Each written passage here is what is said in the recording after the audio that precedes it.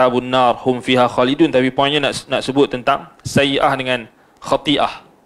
Itu yakni dosa kecil dan dosa besar. Kan? Dosa kecil dan dosa besar. Baik.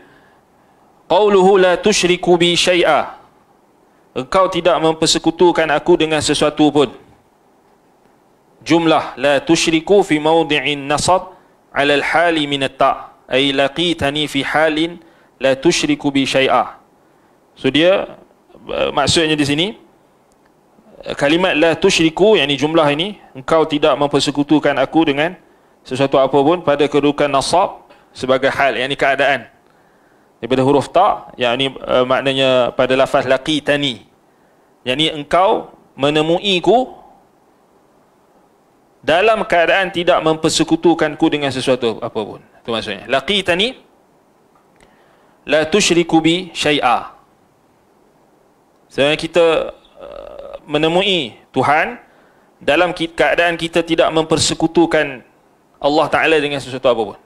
La tusyrika bi syai'a. La tusyriku bi syai'a. Kan? Hadis dia thumma ataitani ataupun thumma laqitani la tusyriku bi syai'a. Kan? Kau bawa sepenuh bumi, hampir-hampir sepenuh bumi kesalahan, dosa-dosa. Thumma laqitani, kemudian kau menemuiku, matilah. Kan? La tusyriku bi syai'ani hal, keadaan. Maknanya dalam keadaan kau tidak mensyirikkan aku dengan sesuatu apa pun. Mati dalam keadaan tidak mensyirikkan Allah dengan sesuatu apa pun. Yang ini cita-cita kita. Hari ini kita dengar berita macam-macam orang mati dalam keadaan macam-macam. Mati dalam keadaan yang macam-macam. Tetapi kita ingin ingat, mati macam mana keadaan kita sekalipun, ini keadaan yang kita kena cita-citakan. Dan kita minta Allah Ta'ala matikan kita dalam keadaan kita tak mensyirikkan Allah dengan sesuatu apa pun. Ini yang tertinggi. Sebab apa? Sebab jaminan untuk mendapat maghfirah, keampunan yang sepenuh bumi. Dalam sebahagian riwayat alanis sama', yang ini sepenuh langit dan bumi.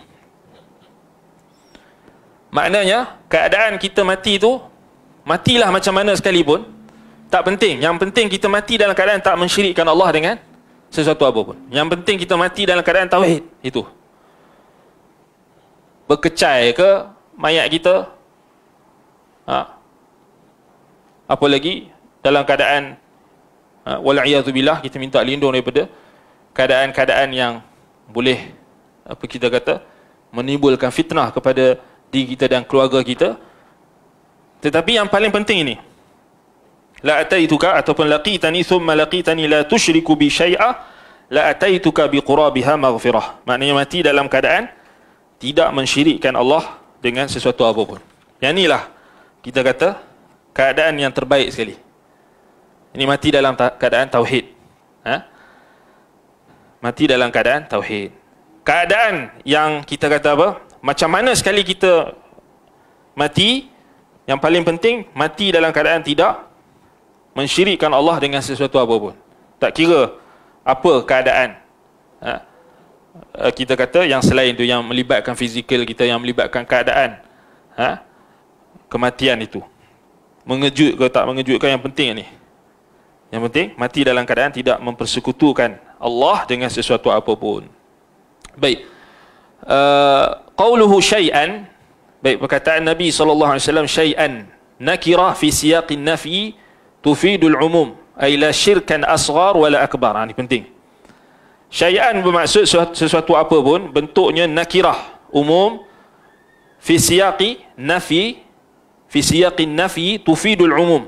Yani dalam rangkaian kalimat nafi, yakni penafian, ini menunjukkan makna umum. Maksudnya baik syirik kecil maupun besar. Asghar, la syirkan asghar wala akbar. Maknanya sama ada syirik kecil atau syirik besar. Baik. Kemudian kata Syekh, wa hadha qaidun azim qad yatahawanu bihi al-insan ويقول أنا غير مشرك وهو لا يدري فحب المال مثلا بحيث يلهي عن طاعة الله من الإشراك قال النبي صلى الله عليه وسلم تعس عبد الدينار تعس عبد الدرهم تعس عبد الخميلة تعس عبد الخميصة.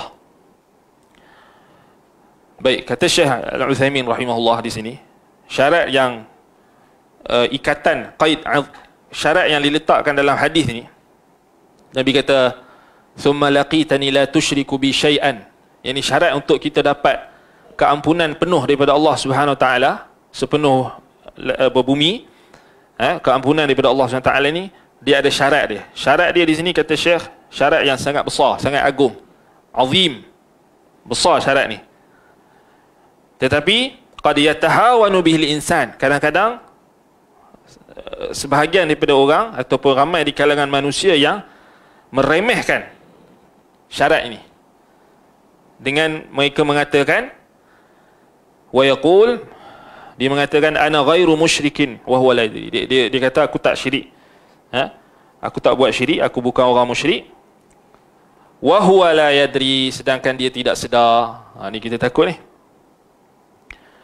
Baik, contohnya, contoh ketidaksedaran orang yang dia terjebak dalam syirik tetapi dia tidak sedar. Antaranya kata Syekh Uthaymin, fahubbul mal masalan, contohnya cintakan harta, misalnya, contohnya, di mana kecintaannya itu melalaikan daripada ketaatan kepada Allah, maka itu termasuk kesyirikan. Cintakan harta ni, cintakan harta, hubbul mal, secara umumnya tercela atau tak? Cintakan harta secara umumnya tercela ke atau tak? Tidak.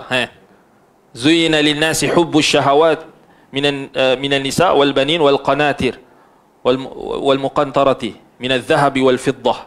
So Allah Taala sebut diperhiaskan kepada manusia ni cinta kan, antaranya harta benda.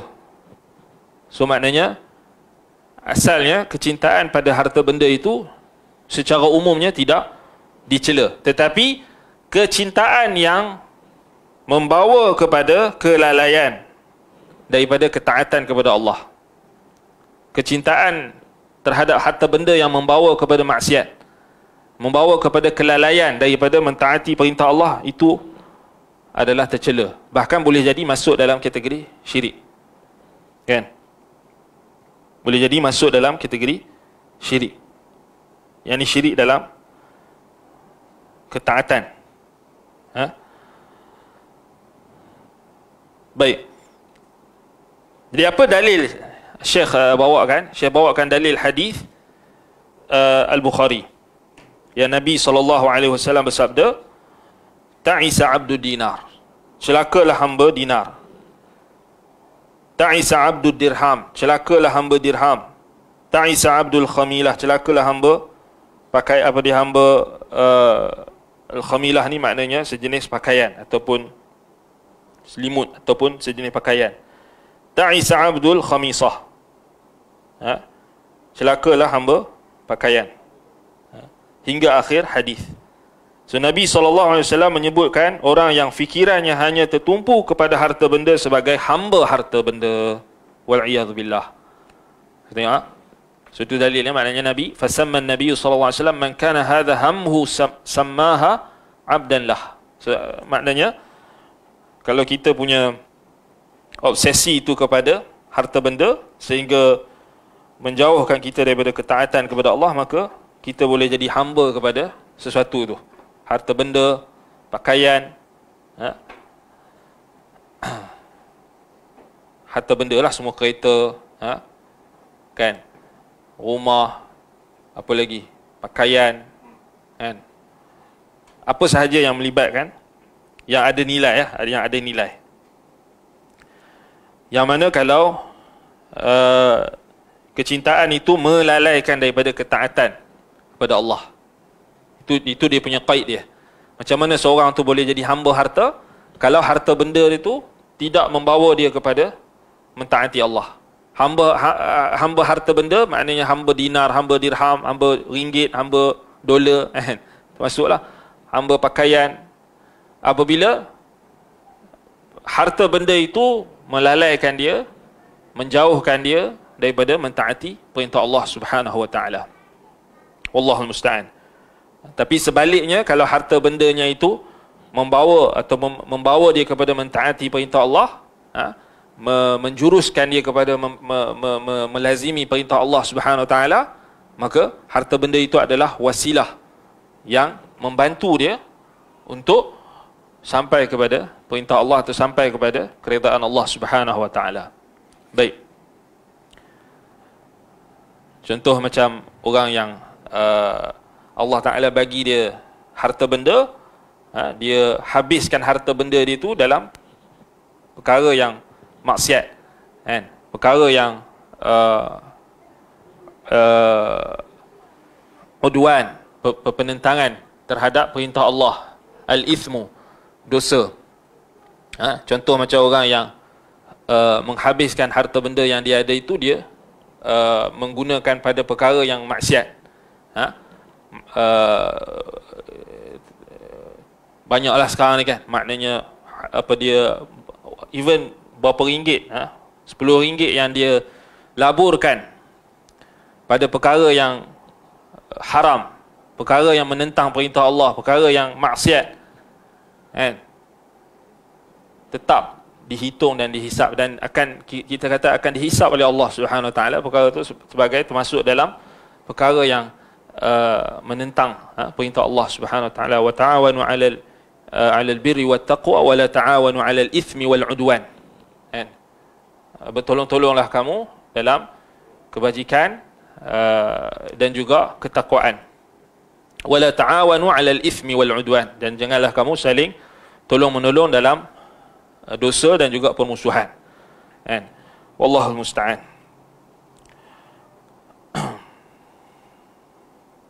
Baik.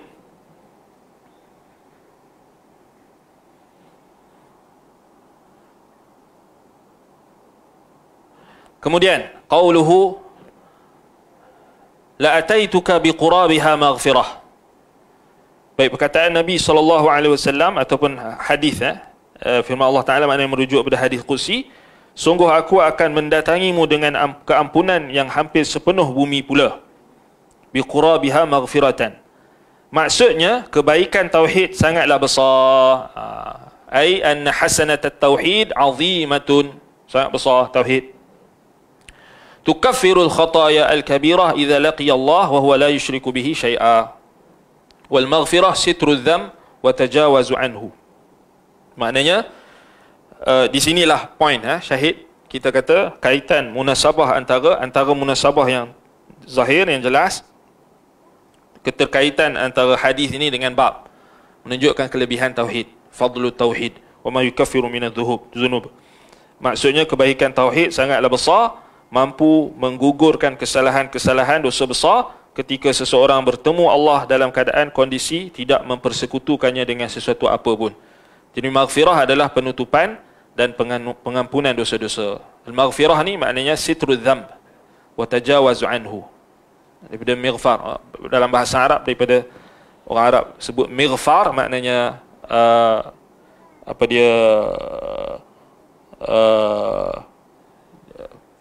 topi yang menutup, topi perang, topi besi, dipanggil mighfar, dan juga yang menutup, melindungi kepala daripada anak panah, musuh dan sebagainya, itu disebut mighfar, atau disebut juga perisai, topi perisai. Jadi maghfirah, jadi maknanya dari sudut bahasa maknanya dia sitru dzamb, dia menutup, kan, dia menutup dosa. Itu kaitan dia. Macam kita kata taqwa, at-taqwa daripada perkataan bahasa Arab al-wiqayah.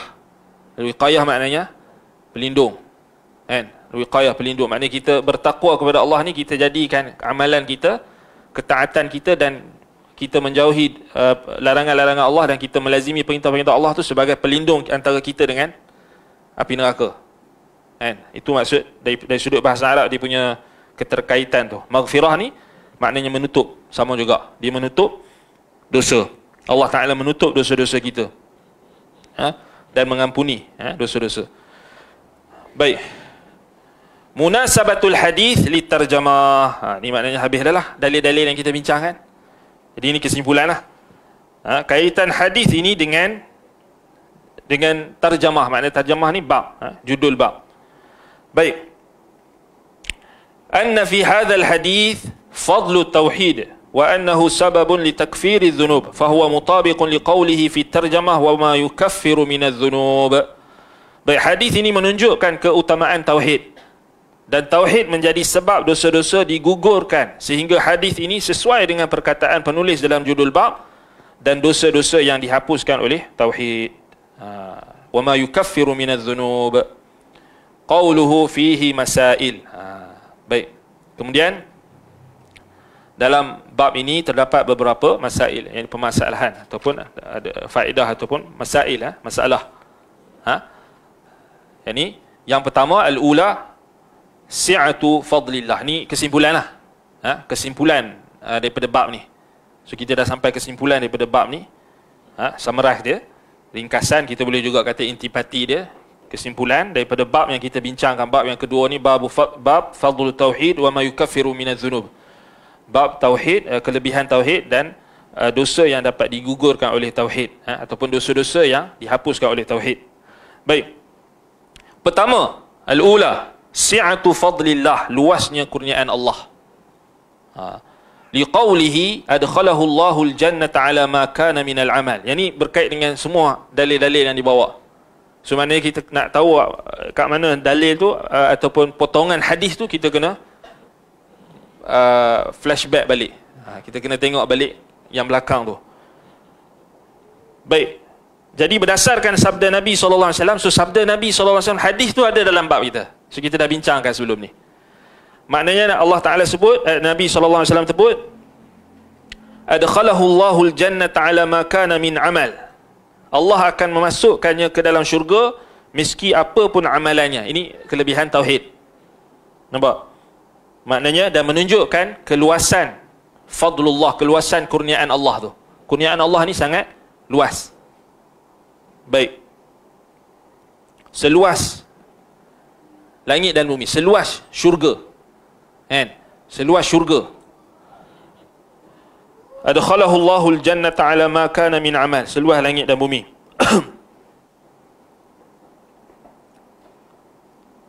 Baik, kedua sebut kat sini, al-thaniyah kasratus sawabi tauhid indallah liqaulihi malat bihinna la ilaha illallah. Kedua, banyaknya pahala tauhid di sisi Allah berdasarkan sabda Nabi SAW, malat bihinna la ilaha illallah. Tentulah kalimat la ilaha illallah itu lebih berat daripada semua itu. Yang ni kita bincangkan hadis Abu Sa'id Al-Khudri sebelum ni. Lau anna samawati sab' wa amirahunna ghairi wal ardina sab' fi kiffatin wa la ilaha illallah fi kiffah malat bihinna la ilaha illallah. Maknanya Nabi SAW sebut, kalaulah langit dan bumi ni dan seluruh penduduknya berada di satu timbangan neraca ataupun daun timbangan, langit dan bumi dan segala isinya duduk dalam satu timbangan mizan neraca, wala ilaha illallah fi kiffatin, la ilaha illallah pada daun timbangan yang satu lagi, malat bihinna la ilaha illallah, akan beratlah la ilaha illallah tu. Itulah yang akan memberatkan neraca, lagi berat daripada langit dan bumi dan seluruh isinya. Subhanallah. Jadi menunjukkan apa? Kasratu sawabi tauhid, banyaknya pahala tauhid, atau besarnya atau banyaknya pahala yang diperolehi daripada tauhid. So kita nak dapatkan pahala tu, maknanya kita kena mentauhidkan Allah Subhanahu wa taala. Baik. Ats-tsalitsah, yang ketiga, takfiruhu ma'a dzalika lidz-dzunub liqaulihi la ataituka biqurabiha maghfirah. Baik. Selain banyaknya pahala, tauhid juga dapat menggugurkan dosa-dosa, dapat menghapuskan dosa-dosa. Tauhid ni dapat menghapuskan dosa-dosa. Subhanallah. Berdasarkan sabda Nabi SAW, la ataituka biqurabiha maghfiratan. Yani Allah kata, aku akan menemuimu dengan membawa keampunan hampir sepenuh bumi pula bagi orang yang tak mensyirikkan aku dengan sesuatu apapun. So maknanya menunjukkan keampunan Allah Ta'ala itu akan diperolehi bagi mereka yang mentauhidkannya. Yakni orang yang mentauhidkan Allah, maknanya Allah Ta'ala akan menggugurkan dosa-dosanya. Takfir dhunubihi. Bersama dengan tauhid yang dia ada. Baik, kata Syekh di sini, fal insan qad taghlibuhu nafsuhu ahyanan fayaqa'u fil khataya lakinnahu mukhlisun lillah fi ibadatihi wa ta'atihi. Fahasanatu tauhid tukaffiru anhu al khataya idza laqiya Allah biha. Seseorang insan, seorang manusia itu kadang-kadang dia akan dikalahkan dan dikuasai oleh nafsunya sendiri, sehingga dia melakukan kesalahan-kesalahan dan dosa-dosa. Namun dia ikhlas dalam beribadah dan menjalankan ketaatan kepada Allah, sehingga kebaikan tauhid itu dapat menggugurkan dosa-dosanya ketika dia bertemu dengan Allah dalam keadaan dia membawa dosa-dosa tersebut. So ini pentingnya tauhid. So maknanya, ya, kita kata manusia tak terlepas daripada dosa, salah dan silap. Tetapi selagi dia ada tauhid, maknanya dia dapat jaminan daripada Allah Subhanahu Wa Taala. Ini kita penting ni, jaminan. Jaminan Allah Ta'ala bagi orang yang mentauhidkannya, dosanya sebesar mana sekalipun, sebesar apa sekalipun, Allah akan ampunkan. Sebab itu kita tak boleh remehkan tentang tauhid. Tak boleh remehkan tentang kepentingan tauhid, kepentingan dakwah tauhid, kepentingan mengajak kepada tauhid, kepentingan mempelajari tauhid, mengetahui kelebihan tauhid. Sebab itu sangat penting.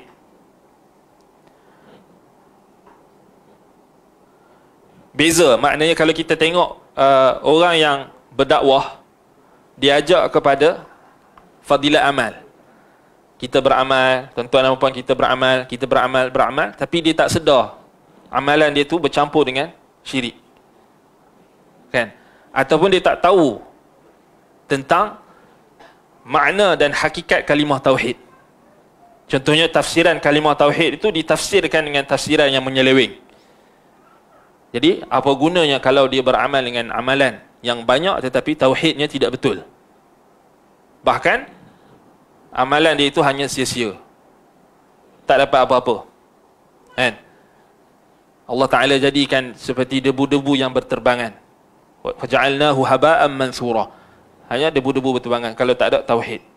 Kan? La in asyrakta la yahbatanna amaluka. Kan? Kalau kamu mensyirikkan Allah, nescaya Allah kata, aku akan menghapuskan amalanmu, amalan-amalanmu. Wallahu musta'an.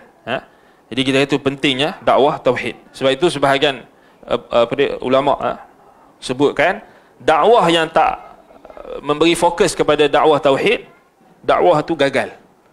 Dakwah itu sia-sia, gagal. Sebab itulah dakwah para nabi dan rasul bermula dengan tauhid. Dan fokusnya adalah tauhid, dan kemuncaknya adalah tauhid, dan perakhirannya juga adalah tauhid. Semuanya tauhid. Baik. Sebab kita nak suruh orang jangan buat dosa, mustahil, kerana manusia itu pasti akan buat dosa. Kan? Ya, kita suruh orang untuk tinggalkan dosa-dosa, bukan bermakna kita meringan-ringankan dosa, tetapi kita nak tahu manusia selagi mana namanya manusia, dia tak akan terlepas daripada silap dan salah. Dia akan terjebak juga kesalahan. Tetapi apa jaminan yang kita boleh bagi untuk supaya dia tidak kekal dalam neraka, kan? Dan dia akan diampunkan oleh Allah Subhanahu Wa Taala? Tauhid lah. Itu jaminan yang pasti daripada Allah Subhanahu Wa Taala. Baik. Yang keempat, ar-rabi'ah, tafsirul ayati allati fi suratil an'am, wa hiya qauluhu ta'ala الذين آمنوا ولم يلبسوا إيمانهم بظلم فالظلم هنا الشرك لقوله صلى الله عليه وسلم ألم تسمعوا قول الرجل الصالح إن الشرك لظلم عظيم. Yang keempat, tafsir ayat yang ada dalam surah Al-An'am, yakni dalam bab kita ini, iaitu firman Allah Ta'ala yang bermaksud orang-orang yang beriman dan tidak mencampur adukkan iman mereka dengan kezaliman, yakni syirik. Alladzina amanu wa lam yalbisu imanahum bidzulmin. zalim dalam ayat ini maksudnya adalah syirik.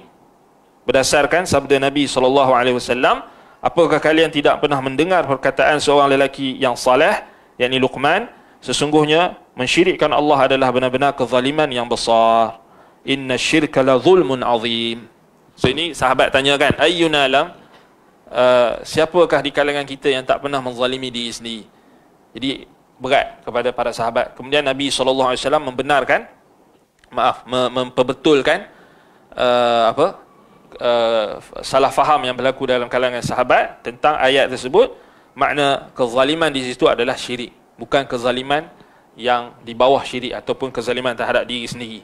Itu maksud walam yalbisu imanahum bidzulmin alladzina amanu walam yalbisu imanahum bidzulmin ulaika lahumul amnu wa hum muhtadun. Ini kita dah bincangkan pada kelas sebelum ni kan, maknanya sampai pada ayat tu. Cuma ni kita nak baca masail yang maknanya ringkasan daripada kesimpulan daripada bab ini. Baik. Yang kelima, al-khamisah, ta'ammal atau ta'ammul al-khams allawati fi hadits Ubadah. Yang kelima, renungan tentang 5 hal yang tertera dalam hadis Ubadah. Hadis Ubadah bin Samit, hadis tentang yang kedua, ada 5 perkara yang disebutkan dalam hadis tersebut. Yang pertama, syahadatan, 2 kalimah syahadah. Man syahida anna Allah, man syahida an la ilaha illallah wahdahu la syarikalah wa anna Muhammadan abduhu wa rasuluh, kan? Wa anna Isa abdullah wa rasuluh wa kalimatuhu alqaha ila Maryam wa ruhum min. Yani hadis Ubadah bin Samit tentang ada 5 perkara dalam tu. Yang pertama, 2 kalimah syahadah, kan? Maknanya renung balik. So maknanya dalam masail yang kelima ni, masalah yang kelima ni, maknanya penulis nak suruh kita renung balik. Maknanya tengok balik, perhatikan betul-betul 5 perkara yang terkandung dalam hadis Ubadah bin Samit. Yakni 2 kalimah syahadah, kepentingan 2 kalimah syahadah kita dah sebutkan sebelum ni. Kemudian 1 dengan 2 kalimah syahadah tu, la ilaha illallah dengan Muhammadur Rasulullah, dua-dua. Yang ketiga, syahadah, penyaksian bahawasanya Isa itu hamba Allah, rasulnya, dan kalimah Allah yang disampaikan kepada Maryam. Wa ruhum min, dan roh yang dicipta daripada Allah. Yang keempat, annal jannata haqq, bahawasanya syurga itu benar. Yang kelima, anna nara haqqun, bahawasanya neraka itu benar. Itu 5 perkara yang kita kena teliti pada hadis Ubadah Ibn Samit radhiyallahu an.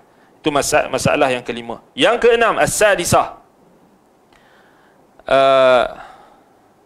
annaka idza jama'ta bainahu wa bain hadits Itban wa ma ba'dahu tabayyana laka ma'na qawli la ilaha illallah wa tabayyana laka khata'ul maghrurin. Yang keenam, kata muallif rahimahullahu taala, yang keenam, jika engkau menyatukan atau menghimpunkan hadis ini, hadis Ubadah bin Samit, dengan hadis Itban dan hadis setelahnya, hadis Itban lepas tu hadis Abu Sa'id Al-Khudri, maka anda akan mengetahui dengan jelas makna ucapan la ilaha illallah, dan akan nampak jelas juga bagi anda kekeliruan orang-orang yang terpedaya. Sebab kata Syekh di sini, li'annahu la budda an yabtaghi biha wajh Allah, kerana kalimah tauhid itu pasti mengucapkan kalimah itu mestilah demi mengharapkan wajah Allah. Itu maknanya. Wa idza kana kadzalika fala budda an tahmil al-mar'u 'ala al-'amali salih. Dengan demikian, kalimat tersebut pasti akan mendorong seseorang untuk melakukan amalan saleh. Kita cuba flashback balik hadis Ubadah. Hadis Ubadah bin Samit dengan hadis yang setelahnya. Baik, hadis Ubadah, mana hadis tu? Yang apa? Sekejap. Aku surat apa?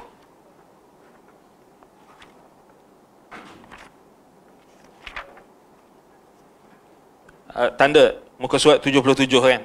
Muka surat 77. Hadis Ubadah itulah, man syahida an la ilaha illallah wahdahu la syarikalah wa anna Muhammadan abduhu rasuluh wa anna Muhammadan abduhu rasuluh wa anna Isa abdullah wa rasuluhu wa kalimatu alqaha ila Maryam wa ruhum min wa anna al-jannata haqq wa an-nar haqq adkhalahu Allahu al-jannata ala ma kana min amal. So point dia kat situ, siapa yang ucapkan la ilaha illallah, kemudian yang 5 perkara tu, maka Allah akan memasukkannya ke dalam syurga meskipun apa pun amalannya. So yang ni kita dalam masalah yang keenam ni, muallif rahimahullah, Syekh suruh kita combinekan dengan hadis yang berikutnya.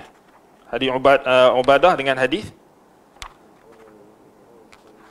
man qala la ilaha illallah fa inna Allah qad harrama 'ala an-nar man qala la ilaha illallah yabtaghi bidzalika wajh Allah.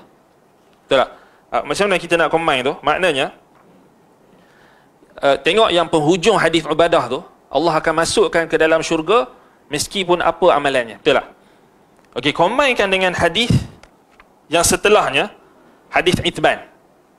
Hadis Itban maknanya harrama 'ala an-nar fa inna Allah qad harrama 'ala an-nar man qala la ilaha illallah yabtaghi bidzalika wajh Allah. Gariskan yang tu. Maknanya nak selamatkan diri daripada api neraka, nak Allah Taala haramkan kita daripada menjadi bahan bakaran api neraka, mestilah ucapkan la ilaha illallah tu mengharapkan wajah Allah. Tu syarat dia. Mengharapkan wajah Allah. Maksudnya mesti ikhlas. Mengharapkan wajah Allah. Baik, kemudian combinekan dengan hadis Abu Sa'id Al-Khudri. Kan? Maknanya hadis Abu Sa'id Al-Khudri tentang kelebihan kalimah tauhid tu. Malat bihinna la ilaha illallah. Kan? Dia akan lebih berat. Kalimah tauhid tu akan lebih berat. Kemudian combinekan juga dengan hadis Anas bin Malik yang terakhir. Kan? Yang terakhir. Maknanya akan jelas kepada kita makna ucapan la ilaha illallah. Maknanya la ilaha illallah ni bukan sekadar ucapan mulut. Dia mesti dibuktikan dengan amalan. Betul tak? Dengan tuntutan dia. Mesti dibukti dengan tuntutan la ilaha illallah. So kita dah bincangkan sebelum ni, tak cukup semata-mata ucap dengan mulut. So banyak dalil. Man qala la ilaha illallah mukhlisan. Kan? Dakhala al-jannah mukhlisan min qalbihi. Dalam sebahagian riwayat dia sidqan min qalbihi. Maksud siapa yang ucapkan la ilaha illallah dengan benar daripada hatinya, dakhala al-jannah, baru dia masuk syurga. Bukan ucap saja. So kena himpunkan hadis-hadis tentang la ilaha illallah. So sangat banyak yang sebut. Maknanya kalau kita ambil satu hadis, kita mungkin akan sesat. Kita akan salah faham. Mungkin terpedaya. Macam orang kata man qala la ilaha illallah dakhala al-jannah. Siapa yang ucap la ilaha illallah masuk syurga terus. Itu akan jelas kepada kita khata'al maghrurin. Salah kesalahfahaman atau salah faham atau kekeliruan orang-orang yang terpedaya. Yang apa yang orang-orang yang terpedaya ni, mereka menyangka ucap la ilaha illallah saja terus masuk syurga. Tak beramal ke, tak tinggalkan perintah larangan Allah ke, buat apa sekalipun, la ilaha illallah 1000 kali ucap la ilaha illallah terus masuk syurga. Walaupun dibuat syirik ke pun masuk syurga juga. Ini salah.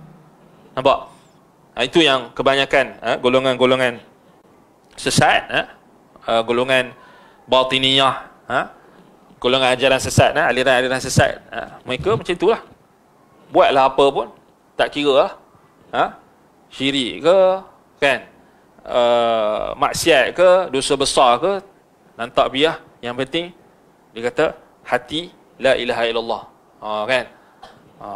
Tak kira lah beriman macam mana sifat Allah Ta'ala, Tuhan kat mana ke apa, lantak bi, tak tahu Tuhan dekat mana pun kita tak perlu tanyalah, kan.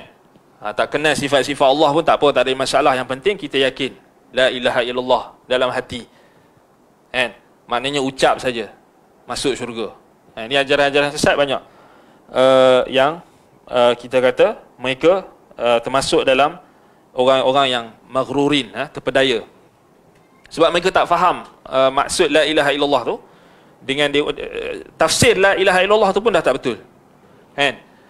Kemudian cara mereka faham daripada tafsiran yang salah itu menyebabkan mereka tidak memahami agama ini dengan menyeluruh.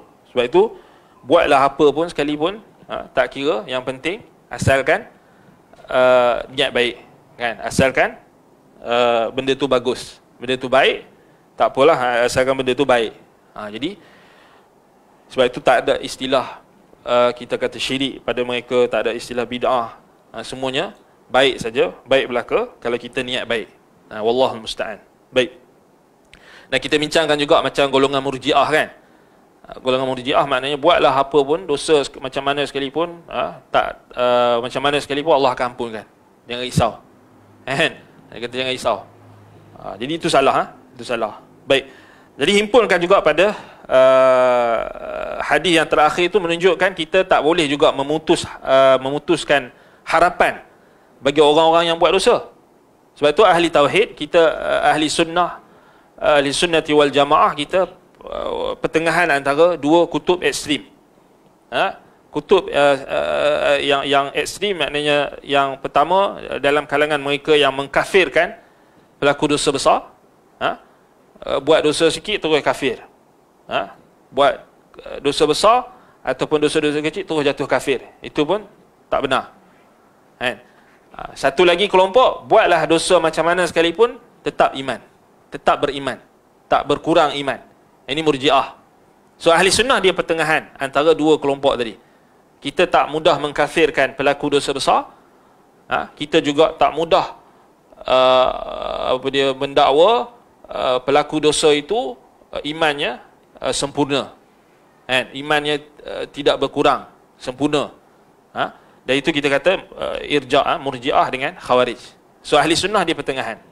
Baik. Itu yang keenam. Maknanya in annaka idza jama'ta bainahu wa bain hadits Itban wa hadits Abi Sa'id wa hadits Anas tabayyana laka makna qaul la ilaha illallah. So maknanya kena himpunlah semua hadis tu untuk faham la ilaha illallah, untuk faham apa maksud la ilaha illallah tu. Kan? Adakah maksud semata-mata ucapan dengan mulut ataupun maksudnya dengan tuntutan? Jadi kita akan dapati maknanya kalimah la ilaha illallah tu bukan semata-mata kita ucap dengan mulut, tetapi mesti dibenarkan dengan tuntutan-tuntutannya. Mesti kena ada 7 syarat yang disebutkan oleh para ulama berkenaan dengan syarat la ilaha illallah. Maknanya syarat kalimah tauhid, kunci syurga, anak kunci syurga. Boleh cari, boleh Google 7 syarat la ilaha illallah tu banyak. Ada ramai dah asatizah yang terjemahkan dalam bahasa Inggeris, ada dalam bahasa 7 syarat la ilaha illallah yang disebutkan oleh antaranya Syekh Hafiz Al-Hakami rahimahullah dalam Ma'arijul Qabul. Ada yang tambah satu lagi jadi 8, 7, tapi yang masyhur 7 syarat yang kita dah sebut sebelum ni, yang disebutkan oleh Wahab Ibn Munabbih tabi'in tentang la ilaha illallah adalah kunci syurga, dan setiap kunci itu perlu ada gigi. So gigi itu adalah syarat-syarat la ilaha illallah. So kita kena faham syarat-syarat itu bukan datang daripada bukan tak ada dalil lah. Syarat-syarat itu istiqra', yakni tatabu' wal istiqra', maknanya ulama kumpulkan berdasarkan dalil-dalil daripada Quran dan hadis secara istinbat. Maknanya istiqra', maknanya mereka kumpulkan semua dalil-dalil, kemudian mereka buat kesimpulan, takkan lari daripada 7 syarat tu. Itu penting. So ini antara yang syarah panjang tentang syarat-syarat tu boleh rujuk dalam kitab Ma'arijul Qabul oleh Syekh Hafiz Al-Hakami rahimahullahu taala. Cari kitab Ma'arijul Qabul, dia ada sebut tentang syarahan bagi setiap syarat tu panjang, dengan panjang lebar. Ataupun kita nak cari yang ringkas, boleh Google ya, sekarang Google lah. 7 syarat la ilaha illallah. 7 syarat la ilaha illallah ada akan keluar. Baik. Yang ke-7, as-sabi'ah at-tanbihu lisyarti alladhi fi hadithi Itban, wa huwa an yabtaghi biqawliha wajha Allah wa la yakfi mujarradul qawl li'anna al-munafiqin kanu yaqulunaha wa lam tanfa'uhum.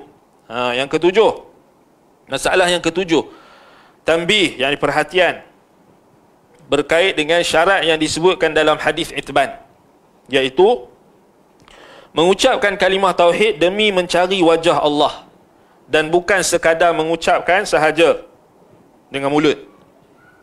Kerana orang-orang munafik juga mengucapkan kalimah tauhid, namun kalimah tauhid yang mereka ucapkan itu tidak bermanfaat untuk mereka. Itu yang ke-7, tanbih, peringatan dan perhatian. So maknanya dalam hadis Itban adanya perhatian yang perlu kita tanbih, kita perhatikan. dan kita ingatkan.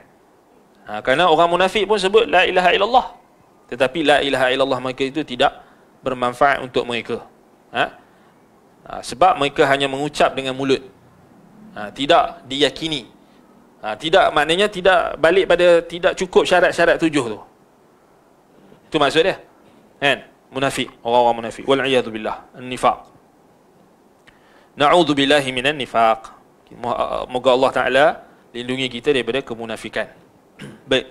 As-thaminah, yang ke-8. Kaunul anbiya yahtajuna litanbih ala fadli la ilaha illallah fa ghairuhum min babi aula. Ni dahsyat ni. Yang ke-8 ni, keadaan para nabi yang perlu diingatkan akan keutamaan kalimat la ilaha illallah. Selain nabi tentu lebih utama untuk diingatkan. Ni hadis apa? Abu Sa'id Al-Khudri. Yang Nabi Musa alaihi salam kata, ya Rab, alimni syai'an adhkuruka wa ad'uka bih. Kan? Kemudian Allah kata la ilaha illallah. Kemudian Nabi Musa kata kullu ibadika yaquluna hadha. Kan?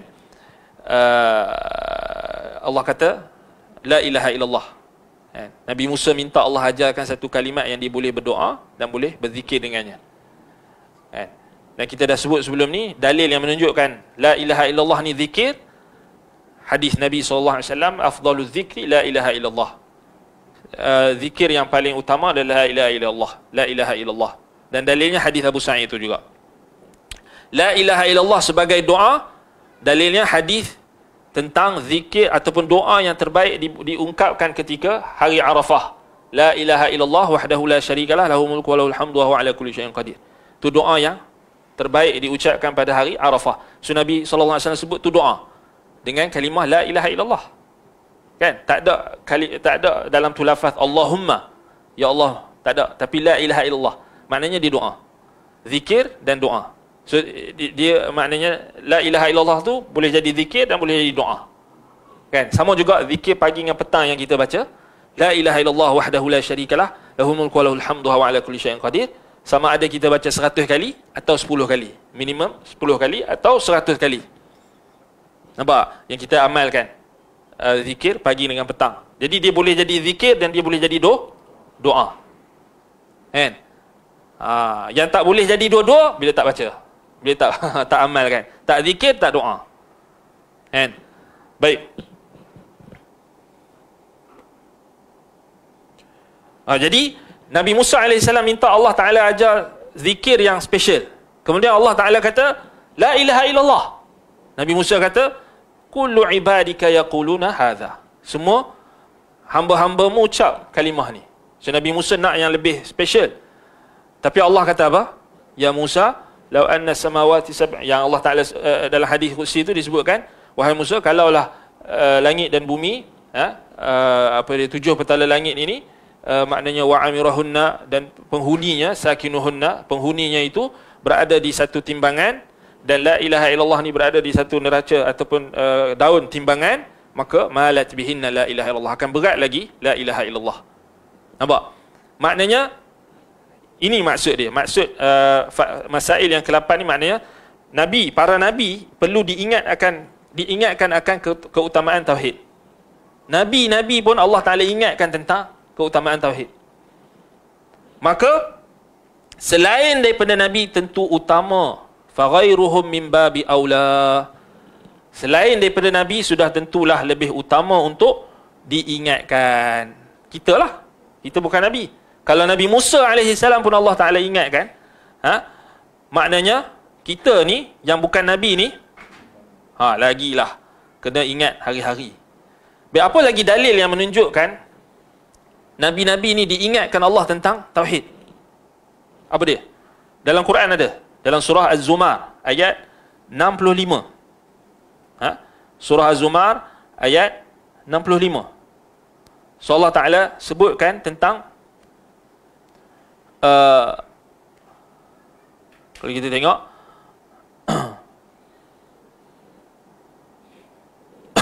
walaqad uhiya ilaika wa ila alladhina min qablika la in asyrakta la yahbatanna 'amaluka wa la takunanna minal khasirin. Sesungguhnya telah diwahyukan kepadamu, ilaika ya Muhammad, kepadamu wahai Muhammad, wa ila alladhina min qablika, dan kepada rasul-rasul ataupun nabi-nabi dan rasul yang diutuskan sebelummu. La in asyrakta, jika engkau wahai Nabi Muhammad, wahai nabi-nabi yang diutuskan, la in asyrakta, kalau kamu mensyirikkan Allah, la yahbatanna amaluka, nescaya pasti, sungguh pasti, benar-benar akan terhapuslah amalanmu. La yahbatanna amaluka, lam muzahlaqah yufidu taukid. Nun dekat situ, nun taukid. Ada dua taukid, penegasan. Sungguh pasti, benar-benar. La yahbatanna amaluka wa la takunanna minal khasirin. Dan sudah tentu kamu akan benar-benar termasuk dalam kalangan orang-orang yang rugi. Maknanya, nabi-nabi pun Allah ingatkan tentang syirik, tentang tauhid. Jadi, sama juga yang dalam masalah yang ke-8 tu, fa ghairuhum min babi aula. Selain daripada nabi, lebih utamalah. Kan, tok guru ke, ustaz ke, tok syekh ke, serban besar mana sekalipun, jubah labuh macam mana sekalipun, janggut panjang macam mana sekalipun, ingat tauhid dan syirik lebih utama untuk diingatkan. Saya tak boleh kata saya dah sampai makam yang tertinggi, ya, tok guru makam tertinggi, dia tak boleh buat salah, tak boleh lupa, tak boleh buat syirik. Siapa kata? Nabi pun Allah Ta'ala ingatkan tentang tauhid, ingatkan tentang syirik. Nabi Musa AS pun Allah Ta'ala ingatkan tentang kelebihan tauhid, tentang beratnya tauhid berbanding dengan seluruh perkara. Jadi takkan tiba-tiba tok guru, tok syekh kamu tu lebih hebat daripada Nabi. Itu kita nak bagi kan. Itu senang je. Macam zaman sekarang kan, ajaran-ajaran sesat ni, tok guru dia kata tak ada buat dosa, maksum, ataupun takkanlah tok guru boleh lupa, kan, takkanlah tok syekh boleh lupa, ataupun yang lebih dahsyat lagi, tok guru dengan tok syekh dia gugur, takalluf, gugur, tak perlu solat, kena takwil pula. Kalau tengok tok guru tu minum arak, itu sebenarnya madu, takwil, kan. Kalau tok guru dia buat kesalahan dan dosa semuanya, itu sebenarnya kamu nampak tu bukan hakikat, tu majas. Kan? Macam tu. Kan? Dia daripada sifat-sifat Tuhan pun dia majas, last sekali semua benda dia majas. Itu je senang nak faham. Kan? Ni bagi sikit lama tak bagi ahlul kalam ni kan. Ni macam itulah kan. Kalau sifat-sifat Tuhan pun dia boleh pusing-pusing macam tu kan. Sekali tok guru dia sama juga, majas. Semuanya bukan hakikat. Kan? Semuanya kita kata takwil, ada takwil dia. Itu kita kata batiniah tu. Kan? Jadi apa sangat dia nak takwil sifat-sifat Allah? Betul tak? Mudah, kacang lah. Kan? Kalau benda semua dia boleh takwil, ya apa sangat sifat-sifat Allah bagi mereka sangat kacang. Sebab itu kita tak boleh diamkan penyelewengan, ta'til sifat-sifat Allah Taala. Baik. Itu yang ke-8. Yang ke-8. Itu penting itu kan? Kaedah lah, kita boleh buat kaedah kat situ. Maknanya tekankan dekat situ. Dan penting kita boleh jadikan tu sebagai kaedah. Maknanya tauhid ni, kalau nabi-nabi pun Allah ingatkan, nabi-nabi yang dah sampai tahap yang tertinggi, Musa AS, Muhammad, Nabi kita Muhammad SAW dah sampai tahap yang tertinggi, khullah, khalilullah, kekasih Allah. Kan? Nabi Ibrahim sama juga. Semua nabi-nabi masih diingatkan tentang tauhid dan syirik. Maka orang yang selain mereka lebih utama untuk diingatkan. Yang ke-9, at-tanbihu li rajhaniha bi jami'il makhluqat ma'a anna kathiran mimman yaquluha yakhifu mizanuhu. Fal bala'u min al-qa'il la min al-qawl, li'annahu qad yakunu ikhtalla syartun min asy-syurut aw wujida mani'un min al-mawani', fa innaha takhifu aw takhifu bihasabi ma indahu, amma al-qawlu nafsuhu fayurajjih bi jami'il makhluqat. Yang ke-9 disebutkan di sini, yang ke-9, peringatan tentang kalimah la ilaha illallah, di mana kalimah itu lebih berat daripada seluruh makhluk. So bayangkan, seluruh makhluk, langit dan bumi, penghuninya, malaikat yang berat-berat itu, berat lagi la ilaha illallah. Malaikat yang besar-besar, yang hebat-hebat, yang besar, dahsyat, berat lagi la ilaha illallah. Kan? Langit dengan bumi, seluruh isinya, berat lagi la ilaha illallah. Maknanya menunjukkan beratnya kalimah la ilaha illallah tu di atas mizan neraca. Meskipun ramai orang yang mengucapkannya, namun timbangan amalan perbuatan mereka ringan. Jadi bukannya automatically siapa yang ucap tu terus berat. Nampak? So kat sini, maknanya dari sini, kalimah la ilaha illallah tu berat. Tetapi orang yang ucapkan la ilaha illallah tu belum tentu berat. Faham tak? So yang berat ni sekarang ni kalimah. Kalimah tauhid tu. So kita kena faham. Al-kalimah, al-qaul. Bismillah. Bukan qail. Bukan penuturnya, bukan pengucapnya. So kata Syekh di sini, fal bala'u minal qail la minal qaul. Bala' di sini, bencananya di sini adalah orang yang mengucapkannya. Bukan kalimah yang diucapkan. Kerana mungkin sahaja ada salah satu syaratnya yang tidak dipenuhi. Atau adanya satu halangan yang sehingga kalimat tersebut ringan sesuai dengan yang ia yakini. Maknanya tak berat pun. Di neraca lah ni, di timbangan nanti, mizan nanti. Tak berat. Sementara kalimah tauhid itu sendiri lebih berat dibanding dengan seluruh makhluk. So kita kena faham yang dimaksudkan dalam hadis berat kalimah tauhid itu adalah berat, yakni nilai la ilaha illallah tu. Bukan terus dilihat pada penuturnya. Kan? Maknanya bukan itu yang kita kata pemahaman yang benar. Bukan bermaksud siapa sahaja yang ucap la ilaha illallah automatically berat timbangannya. Tak. Boleh jadi dia ucap la ilaha illallah 1000 kali, hari-hari dia ucap, tapi ringan. Tak pernah berat. Sebab apa? Sebab dia tak cukup syarat-syarat. Contoh syarat la ilaha illallah tu tak dipenuhi. Ataupun dia ada penghalang, ada syirik. Kan? Dia terjebak dalam syirik. Jadi ucaplah la ilaha illallah, lepas la ilaha illallah 1000 kali, lepas tu dia pergi kubur. Pergi minta dekat kubur. Apa manfaat? Ataupun dia pergi kat kubur tu, dia meratib 1000 kali la ilaha illallah, kemudian dalam masa yang sama mengharapkan syafaat, mengharapkan keampunan ataupun membuat permintaan kepada kubur, pada ahli kubur ataupun wali. Jadi dah buat syirik. Jadi macam mana la ilaha illallah tu nak berat? Jadi itu kita kata sebab adanya syarat-syarat yang tak terpenuhi ataupun ada penghalang yang dia telah yang menyebabkan terhalangnya kalimah tauhid itu untuk berat di timbangan. Wallahul musta'an. Baik. Jadi kalimah tauhid itu sendiri lebih berat dibanding dengan seluruh makhluk. Maknanya bukan dilihat pada penuturnya. So penutur tu mestilah orang yang dia syarat-syarat dia. Kalau nak berat juga mestilah syarat-syaratnya dia orang yang kita kata memenuhi syarat-syarat kalimah tauhid tu. Dia laksanakan tuntutan-tuntutan yang ada dalam kalimah tauhid. Bukan semata-mata diucap dengan mulut saja. Baik. Yang ke-10, al-ashirah an-nassu ala anna al-ardina as-sab'a kas-samawat. Yang ke-10 nas yang menyebutkan bahawa bumi ada 7 lapisan sama seperti langit. So ini faedah. Kata Syekh di sini, lam yarid fil Quran tasrihun bidzalika. Di dalam Al-Quran tidak ada penjelasan yang secara sarih, jelas tentang hal itu. Yang disebutkan di dalam Al-Quran adalah langit ada 7. Seperti dalam firman-Nya, "Qul man rabbus samawati sab'i." Katakanlah siapakah Rabb yang memiliki langit yang 7. Al-Mu'minun ayat 86. Adapun sementara terkait dengan 7 lapisan bumi hanya ada firman Allah berikut, "Allahul ladzi khalaqas sab'a samawatin wa minal ardi mithlahunna." Allah yang menciptakan 7 langit dan dari penciptaan bumi juga serupa dengannya, mithlahunna. Baik, kata Syekh, kesamaan yang dimaksud bukanlah kesamaan hakikat langit dan bumi. Kerana bentuk, hakikat, ketinggian dan keindahan keduanya jelas berbeza. Dengan demikian, kesamaan yang disebutkan adalah bilangan lapisan sahaja. So kita kena faham. Sebab ni ada orang tanya.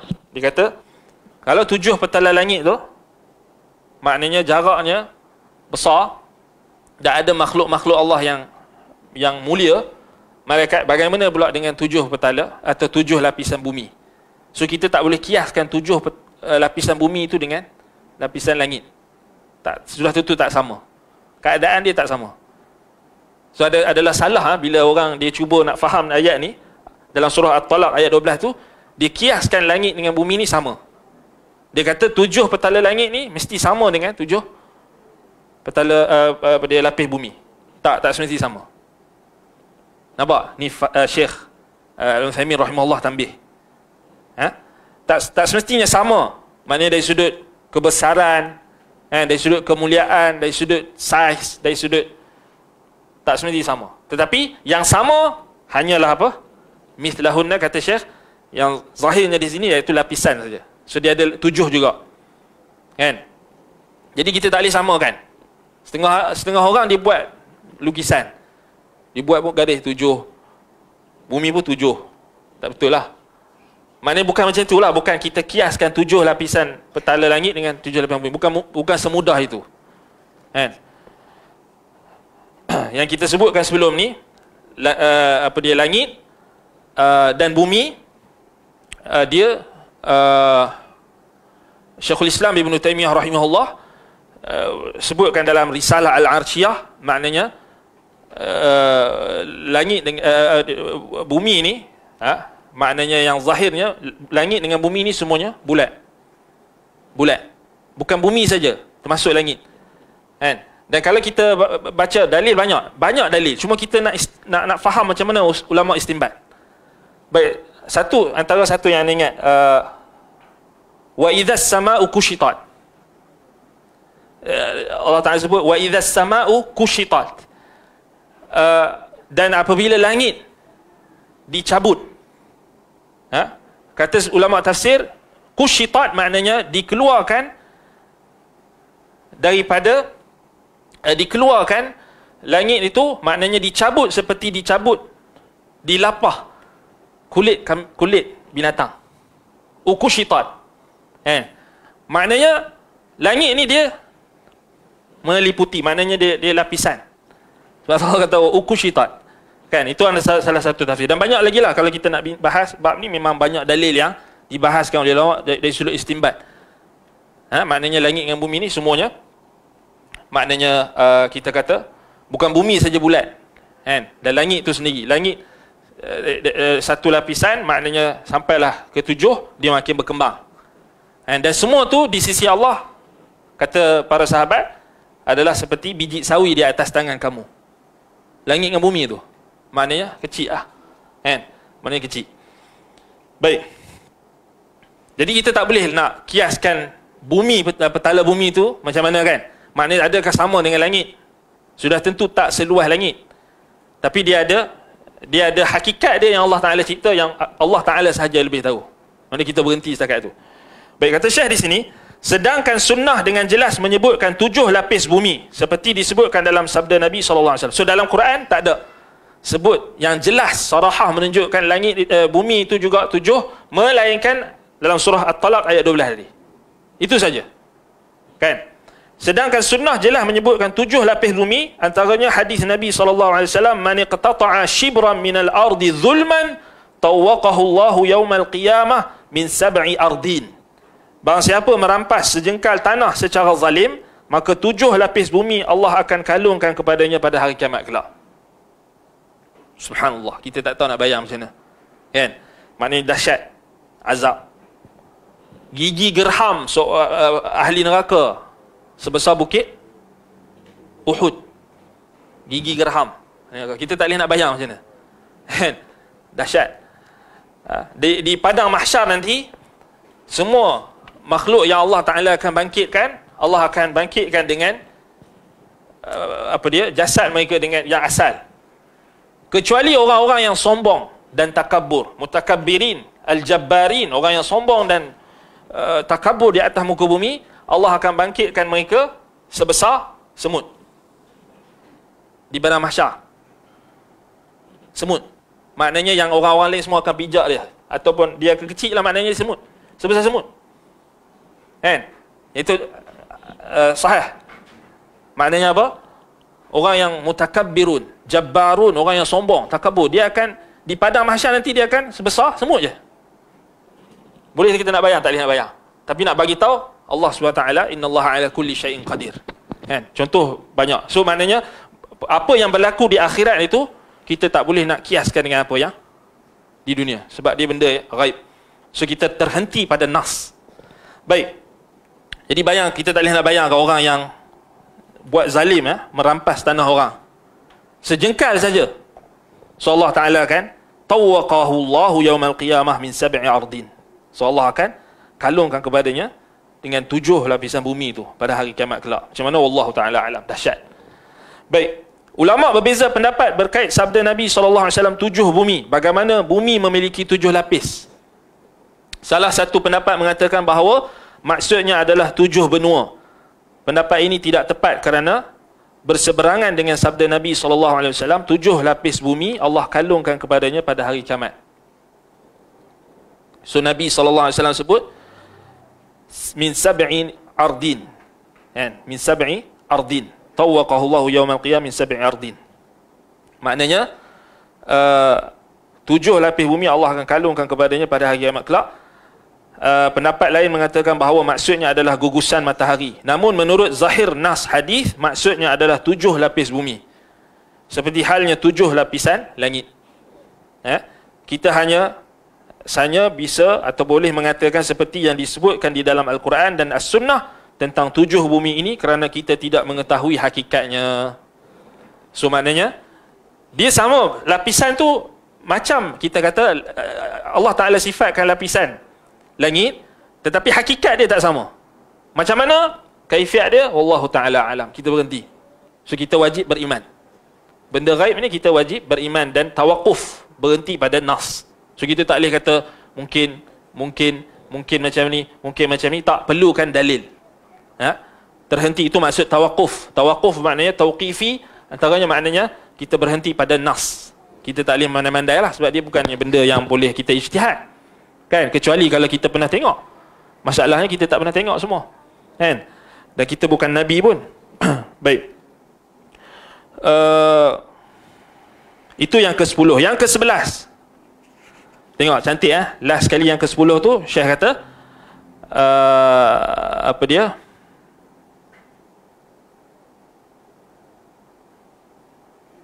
Syekh sebut sini, walaysa lana an naqul illa ma jaa fil kitab was sunnah an hadhihi al ardi li'annana la na'rifuha.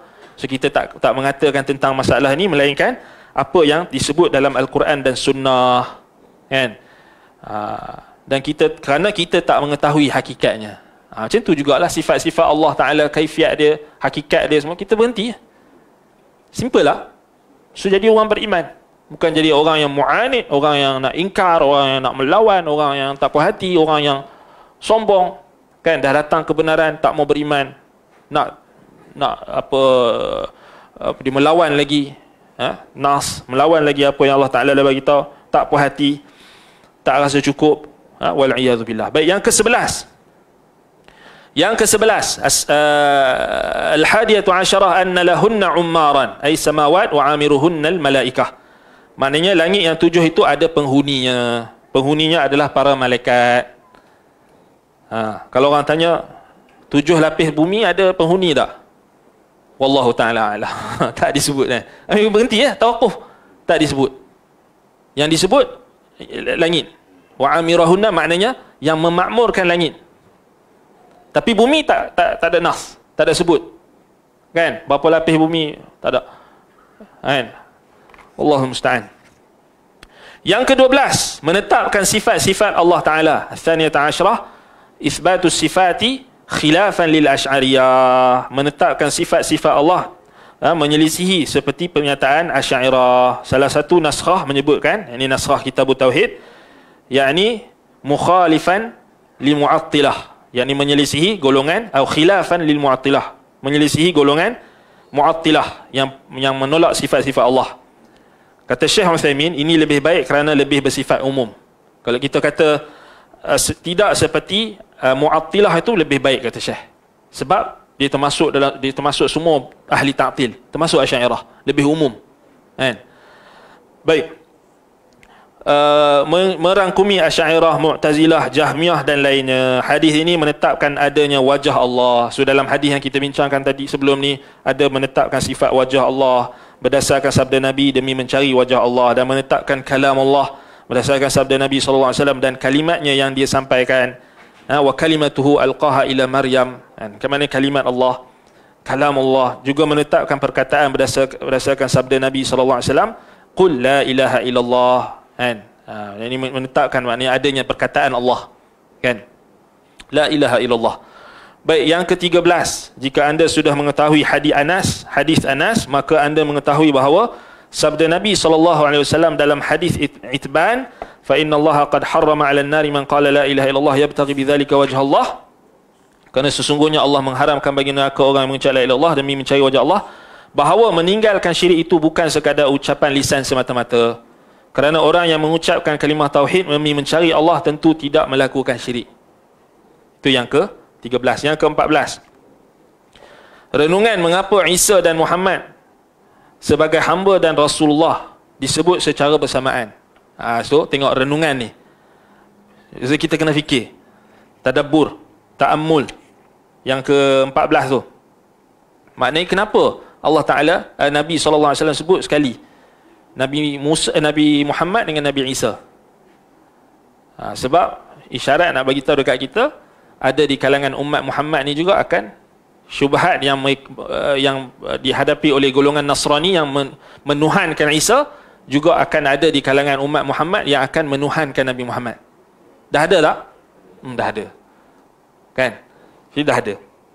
Dan dalilnya sangat banyaklah yang kita sebut sebelum ni. Nabi SAW tutup pintu-pintu yang boleh bawa kepada kerosakan. Nabi kata, la tutruni kama atratin nasara Isa bin Maryam. Jangan kamu melampau-lampau dalam pujian kamu terhadap aku seperti mana melampau-lampaunya golongan Nasrani terhadap Isa ibn Maryam. Akan tetapi katakanlah aku hamba Allah dan Rasulnya. Banyaklah dalil-dalil. Yang ke-16, yang ke-15, mengenal kekhususan Isa sebagai kalimat yang diciptakan Allah. Ini pun penting. Kan? Isa sebagai kalimah yang diciptakan Allah. Bukan Isa tu kalimah Allah yang bermaksud dia adalah sifat Allah. Kalau tak, jadi macam orang Nasrani. Dia kata Isa itu anak Tuhan ataupun Tuhan. Ke-16, mengenal Isa sebagai ruh ciptaan Allah. Ke-17, mengetahui keutamaan iman kepada syurga dan neraka. Ke-18, mengetahui sabda Nabi SAW meski apa pun amalannya. Apa pun amalan yang kita lakukan, kalau kita ada tauhid, insya-Allah Allah Ta'ala akan masukkan kita ke dalam syurga dan takkan kekalkan kita dalam neraka. Ke-19, mengetahui bahawa mizan, yang neraca, timbangan itu memiliki dua daun, kiffatan. Ada dua timbangan, daun timbangan. Ke-20, mengetahui sifat wajah bagi Allah. Lagi? Habis dah kan? Lepas tu disyarahkan oleh Syekh. Yang ke-15 tu maksudnya Isa berbeza dengan Muhammad dari sisi asal usul penciptaan. Kerana Isa berbeza dengan Muhammad dari asal usul penciptaan. Kerana Isa diciptakan dengan kalimah, sedangkan Muhammad diciptakan dari air mani ayahnya. Itu perbezaan. Yang ke-16, mengenal Isa sebagai ruh ciptaan Allah. Maksudnya Isa adalah ruh ciptaan Allah. Min maknanya ibtida' atau bermakna ibtida' atau pemulaan, bukan bermakna tab'id, sebahagian daripada Allah. Maksudnya ruh tersebut berasal daripada ciptaan Allah, bukan bahagian daripada Allah. Bahkan ruh tersebut termasuk salah satu daripada ruh-ruh ciptaan Allah. Tu Isa, ruhullah tu maknanya. Wa ruhum minhu dalam hadis tu. Ke-17, mengetahui keutamaan iman kepada syurga dan neraka. Yang ni yang disebut dalam hadis Ubadah bin Samit. Yang ni semua ni kita dah ulang lah. Yang ke-20, mengetahui sifat wajah Allah. Maksudnya wajah Allah, wajah adalah salah sifat khabariyah, zatiyah.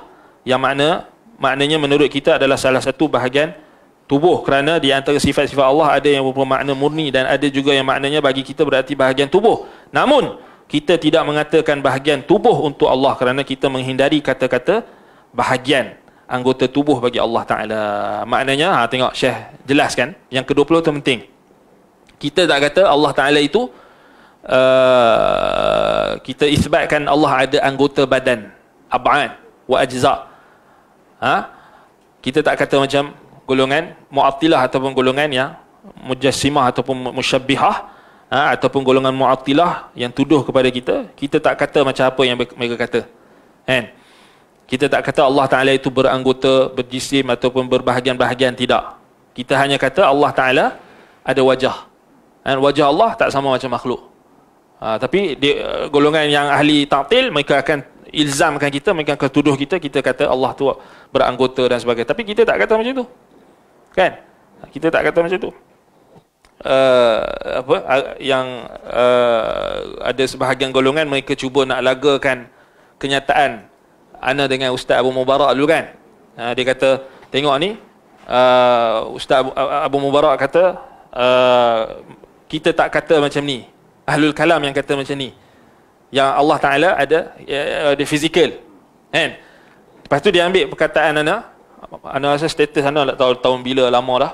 Dia orang maknanya korek balik status lama tu. Tapi Alhamdulillah kita ada jawapan. Yang dia kata, Ana kata Allah Ta'ala berfizikal, tinggi, fizikal kan. Dia quote perkataan Ana tu. So, dia cuba nak lagakan dengan perkataan Ustaz Abu Mubarak. Kan? Hafizahullah. Jadi puncanya kerana dia tak faham kenyataan Ana tu sebenarnya nak rad mereka lah. Sebab mereka nafikan Allah Ta'ala itu secara hakikat. Kan? Bila Ana kata kita beriman bahawasanya Allah Subhanahu Wa Ta'ala itu tinggi di atas arash, beristiwa, bersemayam di atas arash. Hissan. Bila kita sebut hissan tu maknanya secara, dia pun terjemah fizikal. Tapi kita kata ada kita kata hakikat lah. Hissi maknanya ada hakikat, maknanya dia bukan majaz. Kan? Dan sebenarnya perkataan his ini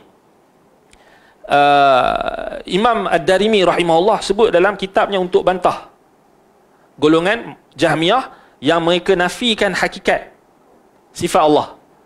Kan? Hissi maknanya idrak. Maknanya apa? Idrak. Maknanya hal tuhissu minhu, hal tuhissu dalam bahasa Arab kita kata, adakah hal ta'lam, dengan ilmu, dengan khabar. Adakah kamu tahu? Kamu yakin? Dan al-hiss ini maknanya ada ilmu.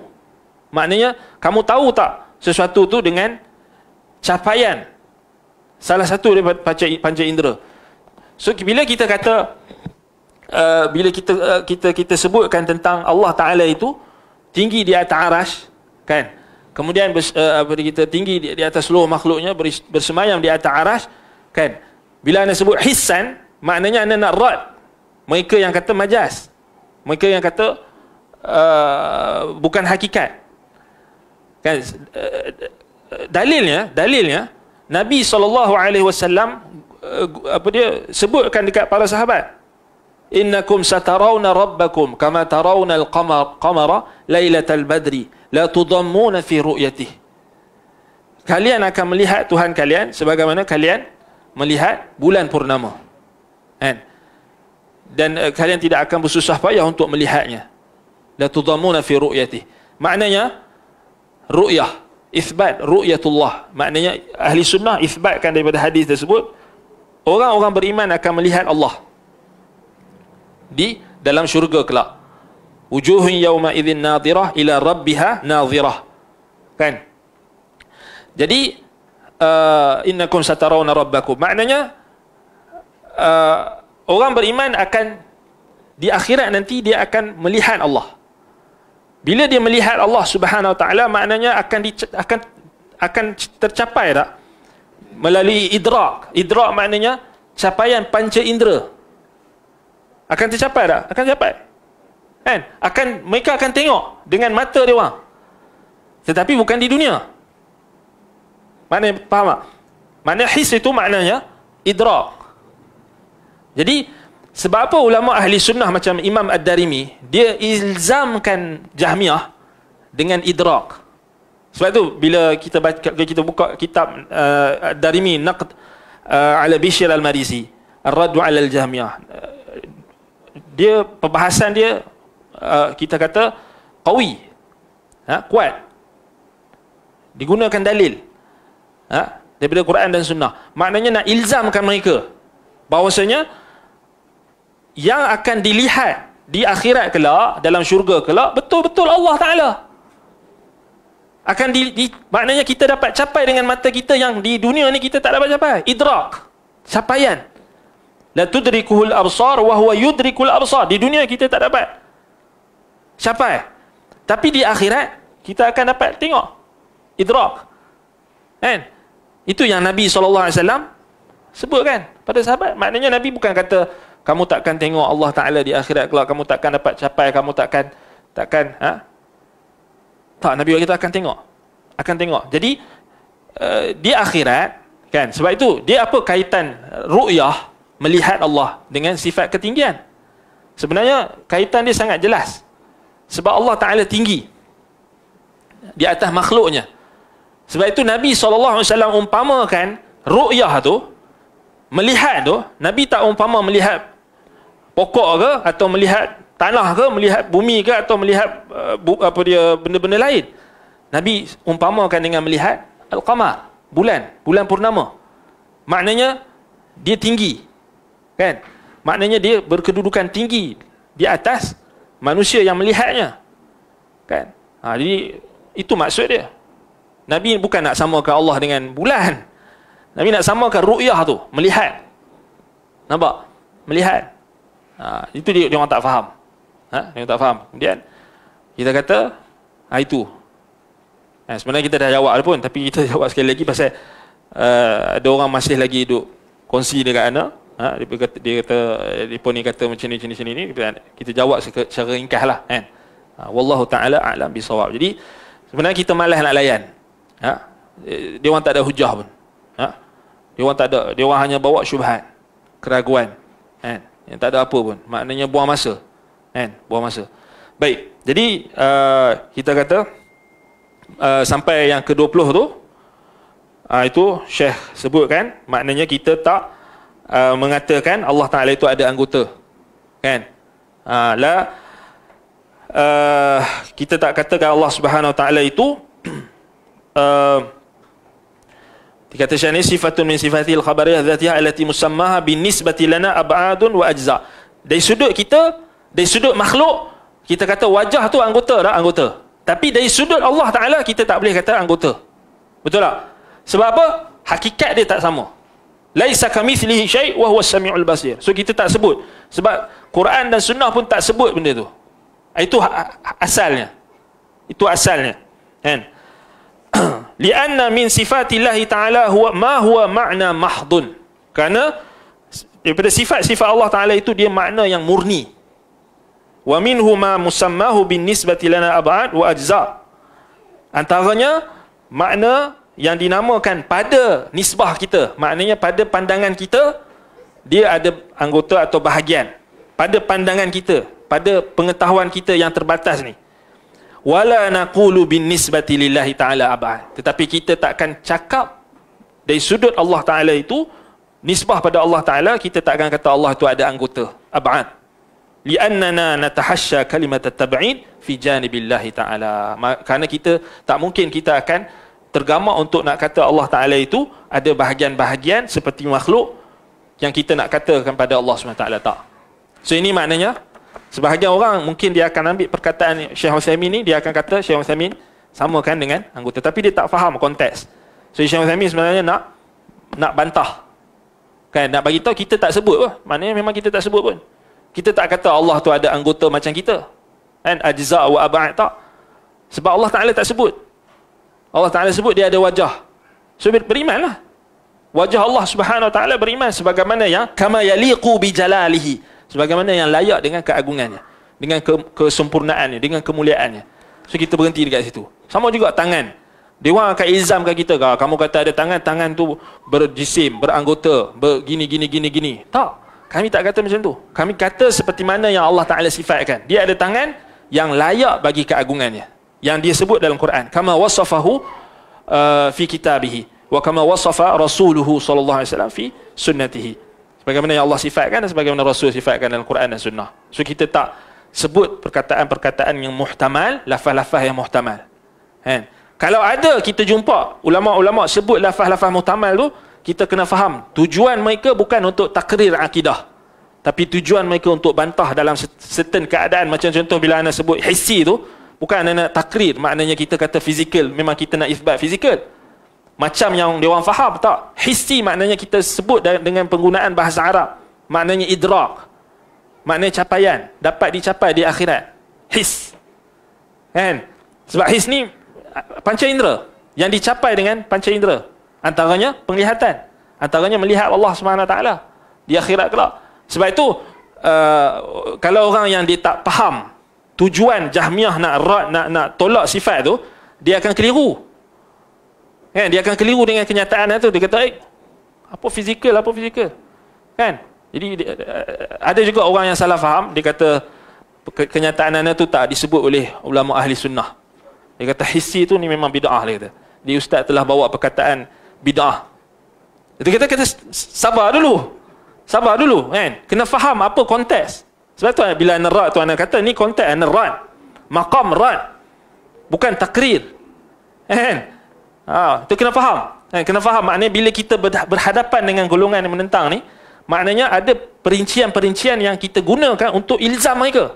Sebab tu ana kata ana ilzam mereka dengan his tu maknanya idrak.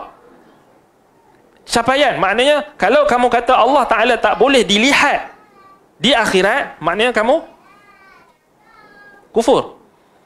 Sebab kamu telah ta'til sifat Allah. Kamu telah ta'til maknanya ru'yah yang Nabi SAW sebutkan dalam Quran, dalam hadis, dan Allah Ta'ala sebutkan dalam Quran. Ijma'. Kan? Itu maksud dia. Maknanya kita rad tu dengan ilzam yang lebih dahsyat. Ilzam supaya mereka beriman dengan akhirat. Betul tak? Itu maksud dia. Dia orang tak faham. Dia kata, dia orang ambil yang fizikal. Ustaz ni kata fizikal, tinggi, fizikal. Wallahu musta'an. Wallahu ta'ala alam. InsyaAllah kita masuk akan datang kelas akan datang kita akan masuk bab baru. Bab man haqqaqa tauhid dakhala al-jannata bighairi hisab. Bab yang ketiga lah, kan. Bab barang siapa yang merealisasikan tauhid akan masuk ke syurga tanpa hisab. InsyaAllah semoga Allah SWT berkati pertemuan kita. Barakallahu fikum. Naktafi bihadzal qadar. Aqulu qawli hadza wa astaghfirullah li wa lakum. Subhanakallahumma wa bihamdika asyhadu an la ilaha illa anta astaghfiruka wa atubu ilaik. Wa sallallahu ala Muhammadin wa ala alihi wa sahbihi wa baraka wa sallam. Alhamdulillahirabbil alamin. Wassalamu alaikum warahmatullahi wabarakatuh.